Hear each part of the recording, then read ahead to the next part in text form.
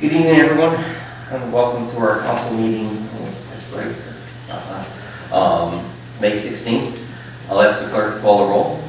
Mayor Patricelli. Present. Councilwoman Diamond. Present. Councilman Dawes. Here. We'll start with the Pledge of Allegiance. I pledge allegiance to the flag of the United States of America and to the republic for which it stands, one nation, under God, indivisible, with liberty and justice for all. We'll ask the clerk to read the minutes of the previous meeting. Mayor, I will make a motion that we dispense with the reading of the minutes of the May 2nd meeting. And I will second the Call the roll. motion.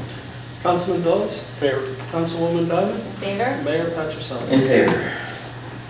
Move into officers and committees. All right, just a couple of items here. I think everyone probably parking their vehicle tonight has seen what the Dutch Reformed Churches looks like right now, getting ready for the ribbon cutting on Sunday, May 19th, between 5 and 8 p.m. We hope everyone in attendance tonight hopefully has an opportunity to come and see it. We are dedicating the Dutch Reformed Church to the Cultural Center and Museum in the city of Waterloo. We had conversations or commenced that after our last meeting with Walden Environmental, which is doing the water main transmission line from our reservoir down to our filtration plant. We gave them some record mapping today, and we should be going to contract hopefully next week, and then that study will kick off right directly after that. Last Friday, I had met with Doane Stewart. We're very interested in coming to the Hudson Shores Park. They came back again today to look at our boathouse. They're very interested in bringing a couple of shells, hopefully by the fall of this year with it, so we might have to make some provisions for them. But that would be our third growing school. That'll be at Hudson Shores Park. So that'll be very exciting. Who are the other two? RPI and... Emma Willard. Oh, and Lord, right. Yeah, okay. what's interesting I is we forgot. have a pair of sisters. One's at Emma Willard, one's at Doane Stewart. Oh, that's So they cool. now want to compete. And as of, I was talking to one of the coaches from Emma Willard, and the Emma Willard, for the first time, won a placement race at the head of the fish. I think it was the tail of the fish up at Saratoga last weekend, and they're going to New Jersey. So Oh. they're very excited, first time in Very their club history, so they're very excited. Just talking with them today. The pool is beginning to get cleaned up and ready to open July 1st. We are doing some major repairs to the filtration system. Last season, before we closed, we bought 4 pressure reducer valves, which go onto the filter itself. If you know the big filter, before it comes out to the pipes, there's pressure reducer valves that go in. We pulled the 4 out, and the entire guts of everything were, believe it or not, just rusted away. So we're putting those 4 in, so I think our pool system will actually have a better filtration this year, and the pressure that we're having the last 2 years, we think will be alleviated with the new replacements valves that are going in. Flocculator, east side, our filtration plant has been completed. It went online today. So we're going to run that for 1 week, and then after that, hopefully there's no hiccups or anything that happens next week with it. That we will then shut the west side down and do that repair with it. We did learn that there wasn't a plan for a relay switch for the flocculator, the new pump system. You guys know the paddles that we have. Well, that comes through a gearbox, which then goes to a chain. And those chains, from just like a snow blower, would have a shear pin. If it binds up, these shear pins break away. The problem we have with it is typically in a snow blower, that auger shuts down. Well, this motor's going to keep going. So what we're trying to get there's what they call a relay switch, which unfortunately the design never called for. We're going to have to put that in, so we're going to come back with a change order pretty soon, so we could plan ahead for the west side. or the east side, no, west side, when we do that one, to make sure that we put that relay switch in. Is that the same chain that broke last year? No, the one that broke last year was the east side. That's when we went to the town and tried to get it. The only problem with that is they use synthetic, and we still use the metal in the chain, which we still went with, because the synthetic has a way of wearing, and then of course, just like a bike chain, it flops a little bit and it becomes loose, so we stayed with the metal. And lastly, the docks, we're moving forward. They're in fabrication, and the welding should be done, we believe, next week. So then we can put the docks in shortly thereafter, and hopefully see our boat company in first part of June at Hudson Shores Park. Can you get that AED machine out? The what machine? The AED machine. The AED machine. Okay. When she's having a heart attack over it. I'm sorry, I didn't quite get that. But then again, I'll wait until I see it. So something has to be done before the docks actually can even be installed. Yeah, That so is- okay. what we're planning for with this is, say for example, this is the pier that's in the water, Yeah. and that goes to bedrock. The problem we had was this shaft, let's say, is going to be, and these aren't the true dimensions, it's a 4-foot round pipe. The dock itself is going to sit next to it, but it has no way to go up and down Oh, with the okay. flow of the Right, titles. the tide, yeah. So what we're doing is we're taking a consistent pipe, which I'll say will be like an 8-inch solid steel pipe. And with that is, then in the dock itself,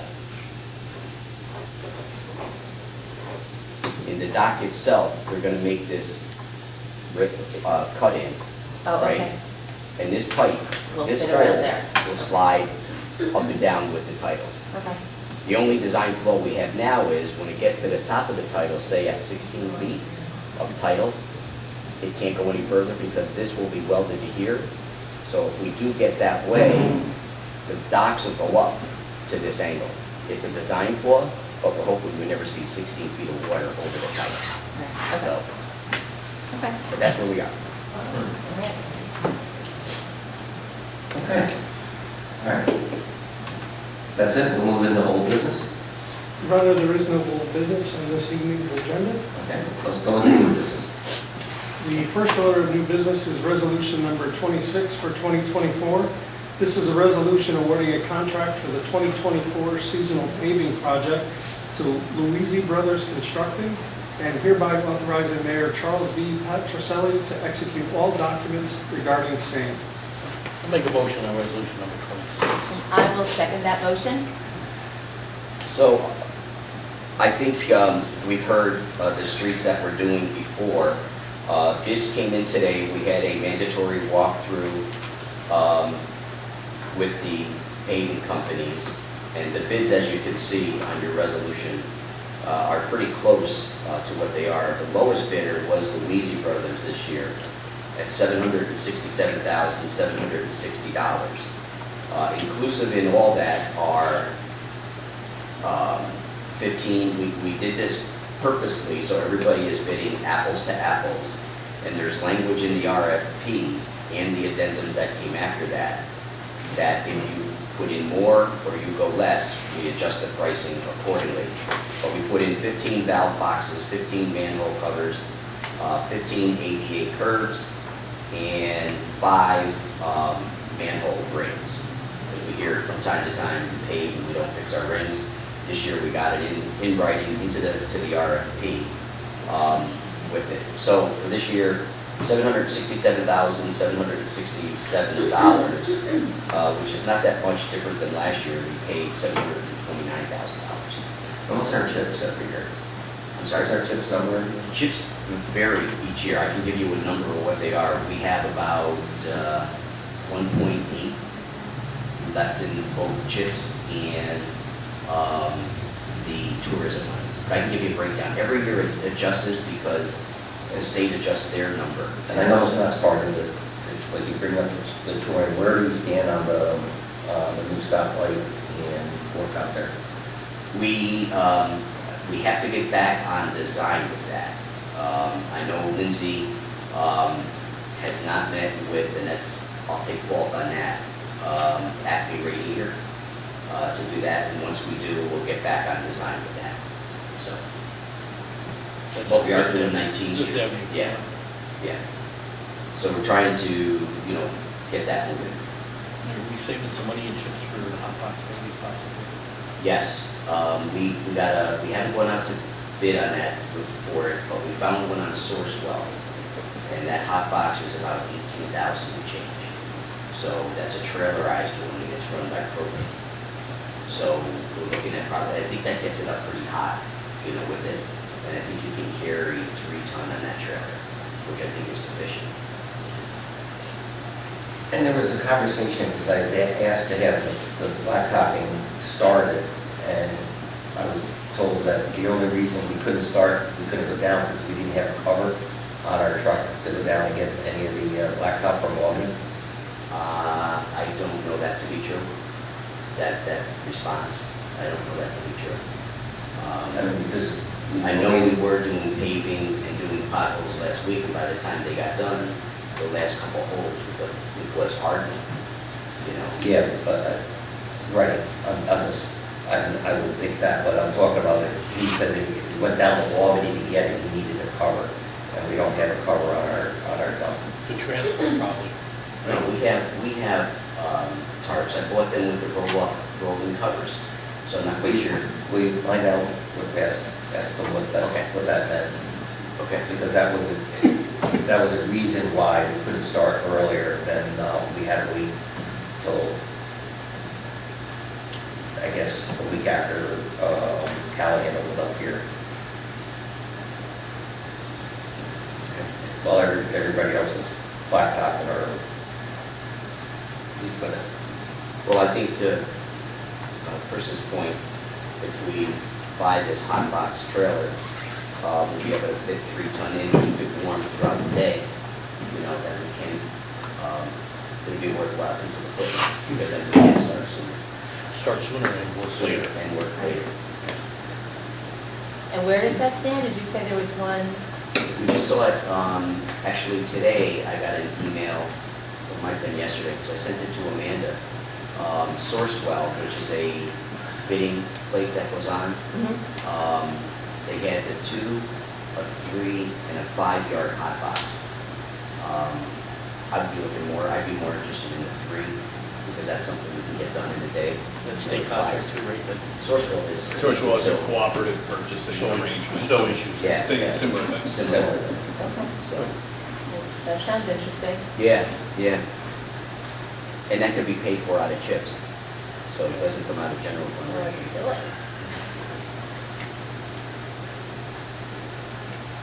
Okay. Will you be able to give me a copy tonight of the list of roads that we approved? I was in front of them. And want me to read it into the record? No, Or you want to copy? I just need to take a picture of it. Okay. You can have that. I was gonna read it into the record if needed, but. Okay. If there's no other questions, I'll call roll. Councilman Dawes? in favor. Councilwoman Dobbin? In favor? Mayor Patricello? In favor. Your Honor, that concludes the new business on this evening's agenda.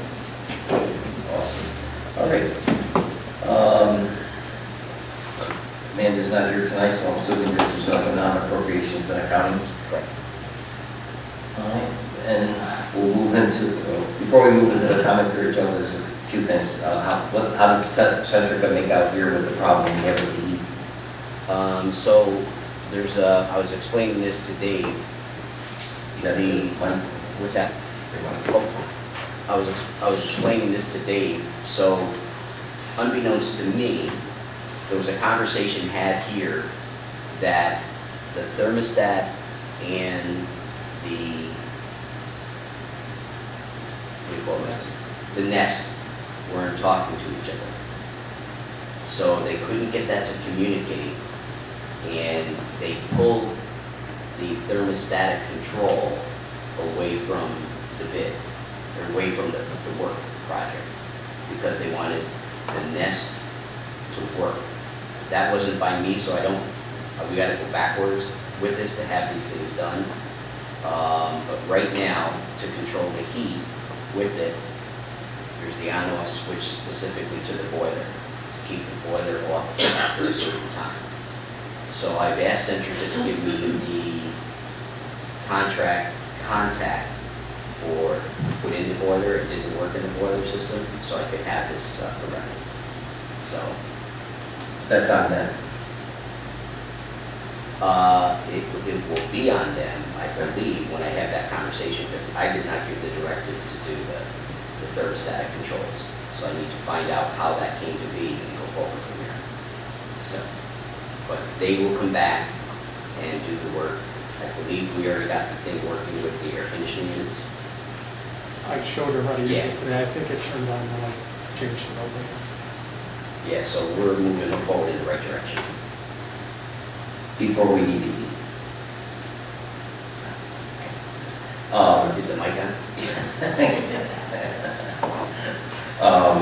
Also, just to let everybody know too, this is the 16th, so in addition to the ribbon cutting, we also have the parade on May 27th. Kicked off at the high school at 10 o'clock, and then the ceremony immediately starting at Veterans Park. The one other thing I have to do, Joe, too, is the status of the garbage inspections. How are we proceeding with that? We talked about it during CSE. We talked about it during CSEA negotiations, because they wanted to know the overall plan during the course of it, and that will start and commence Monday next week. Right after that. We concentrated on a couple of things to get this thing done this week. So they will start. I get that, okay. And we will do 2 times per week for a couple hours each day. Okay, all right. We'll move into the public comment period. At this time, the mayor and the council have authorized a public comment period. If you wish to address the council, we ask that you please step forward and state your name and address for the record, and you'll have 2 minutes with which to speak. Anybody want to start first? Go ahead. You might need the mic. Thank you. I'm Jo Marie McCaffrey. I live on 2nd Ave by the firehouse. Just had a few questions regarding the railings that were put up, the guardrails. Is that on, by the way? It should be, yeah. Or is it on? It's a little different. Okay. I just had questions why they were put up. Is it temporary? Is this permanent? Because we have quite a few problems if it is a permanent.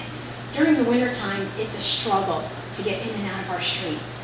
I live on the street and I have a 2-car driveway there. And in the wintertime, for Are me... you at the end? Pardon me? You at the end? No, I'm in the middle, where the hill is.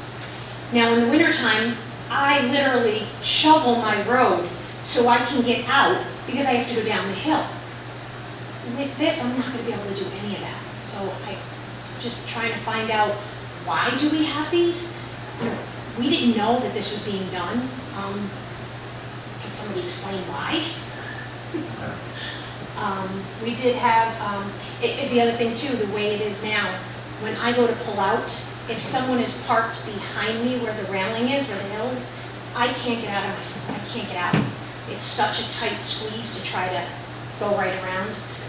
I've always had, still even to this day, I have problems with people that do come down the street and they park in my driveway because they can't find a spot, so they block my driveway in. And I'm afraid too that this is going to be more of a problem because when they come down the street, they're not going to find a spot, or they're going to bury me into my driving spot, my 2-car driveway there. Again, everyone that comes through our street, they're going to have to go all the way to the end now, turn around. Is it a way so we can just possibly maybe get the hill to be back open where the rails are? It's a little bit easier for people to come in and out of that street also, because it is a dead-end street.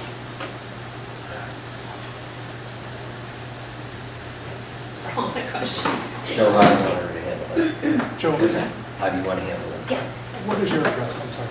1291 2nd Ave. Sorry. Thank you. Yep.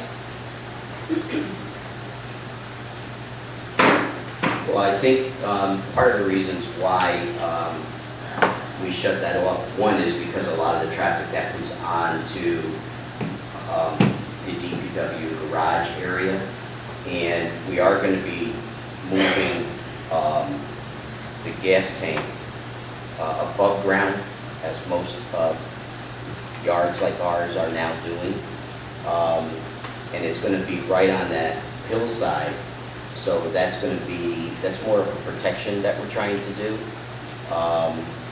And that cut through, we wanted to keep the cars from coming, exactly as you said, into our property, you know, and making those type of movements. And that is my only way out in the wintertime, because, and again, plows are not gonna be able to fit down that street, because the cars now, I mean, even the past 2 days, because people wanna get out of their cars, and when they park next to the rail, they're pulling out more, of course. Yeah, So it's a tight squeeze getting in and out of the street. Like I said, even wintertime is awful. Yeah. I literally shovel my street so I can get out so I can go to work. yeah. And that's the way I leave, is down that hill, I because I understand- I can't get understand. out the other way. Sure, I understand that. And when we were going through this whole thing of looking at how to redirect traffic, I can count on my hand the number of illegal traffic movements. I saw people coming, like, when a car stops and there's a couple of cars that are queuing,